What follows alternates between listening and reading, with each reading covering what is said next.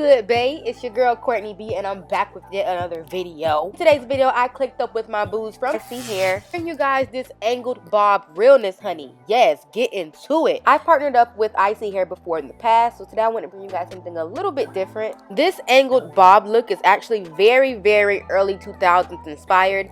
I was watching the Tiffany Evans promise ring video a couple days ago, and it sparked off a brilliant idea in my mind to attempt an angled bob with some subtle highlights, and it came out perfectly.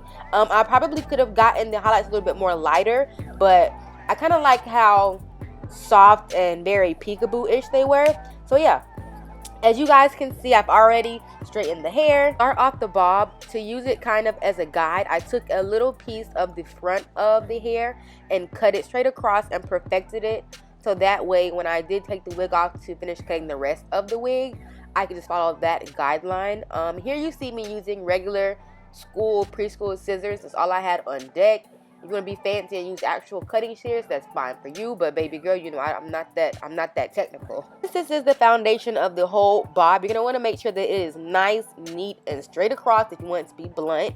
And to do that, I'm using some of these regular shaving razor, shaving clipper, trimmer. I don't know, I found it in my dad's shaving kit, so I just use it to kind of trim up and even out and, you know, make everything nice and clean and neat. I found that using a comb to help me kind of straighten out and even out the hair really helped when using the clippers. It made it really easy to see the imperfections and the unevenness in my cut, so I really would recommend you guys to use a rat tail comb, so that way you guys can really measure out your bob just right.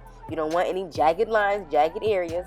And then I kind of just bumped the ends to see what I was really flowing like, and baby girl, I did that. I don't care what you say, that is what I did.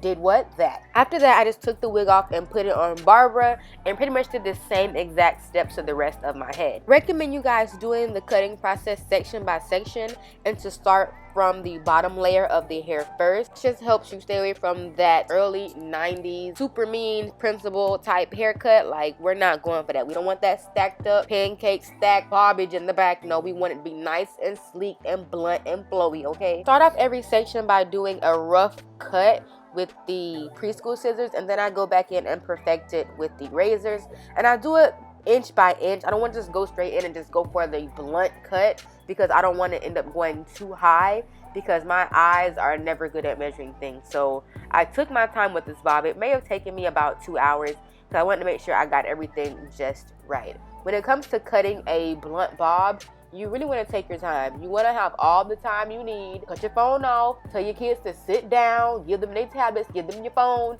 Get them out your way. And focus on this wig, okay?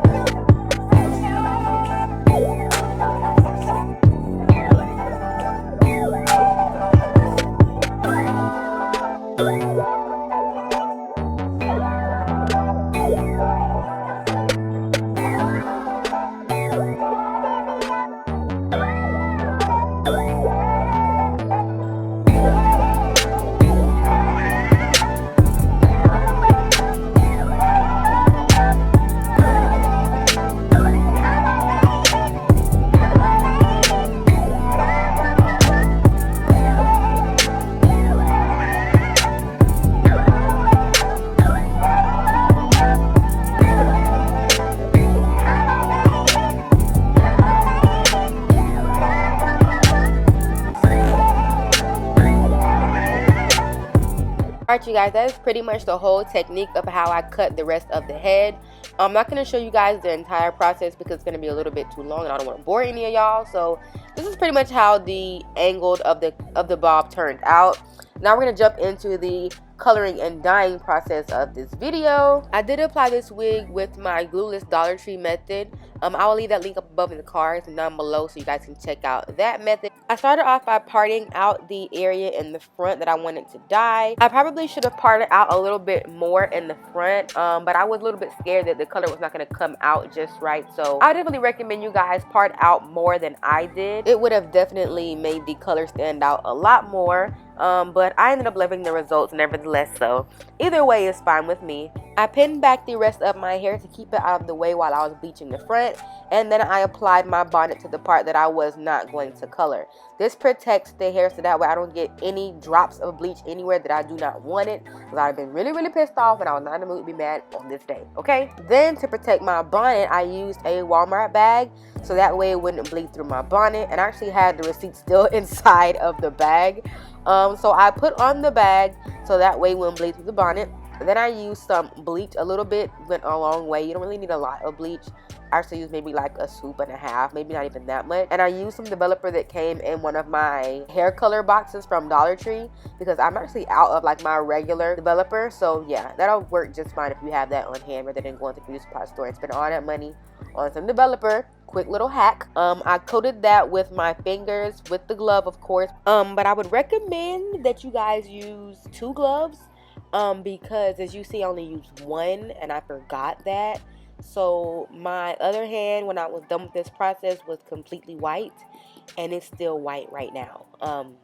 Yeah, so I kind of bleached my hand, but it's all good. You know, don't be like me, be better than me. I did the same process to the other section on the side of my head, and then after that I just folded it back onto the Walmart bag. And then to kind of help it to, you know, turn a little bit quicker, I got another bag from my store, Dollar Tree, and put it on top so that way it could make the hair turn a little bit faster. And I let it sit for about an hour. And after that hour passed, this is the color that I came up with. I could have got it lighter. I could have made it lighter by going in a second time with the bleach, but I kind of liked how chestnutty, chocolatey, and very soft and subtle this was, so I just kept it the way it was.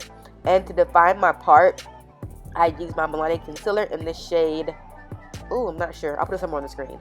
This actually wasn't even needed, but I did it just to make, you know, it more defined.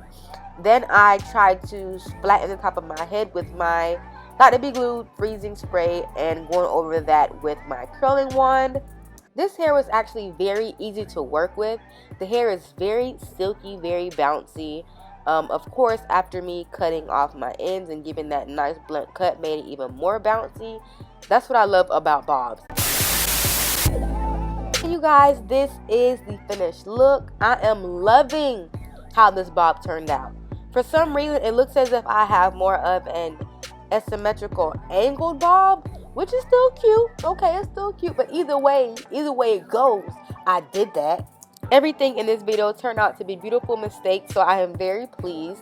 If you guys enjoyed today's video, please do not forget to give y'all a big thumbs up. Join the Beehive gang, the Beehive fam, because we are lit and we are never bougie over here. Do you understand me? I know you guys want to keep in contact with your girl because I'm your best friend, you're my best friend. We're all best friends, so add your girl on Instagram. I mean, what are you doing with your life? And as always, I thank every single one of you for watching. I love you all so much. But until next time, your crown may tilt, but you never let it fall. Stay gilded.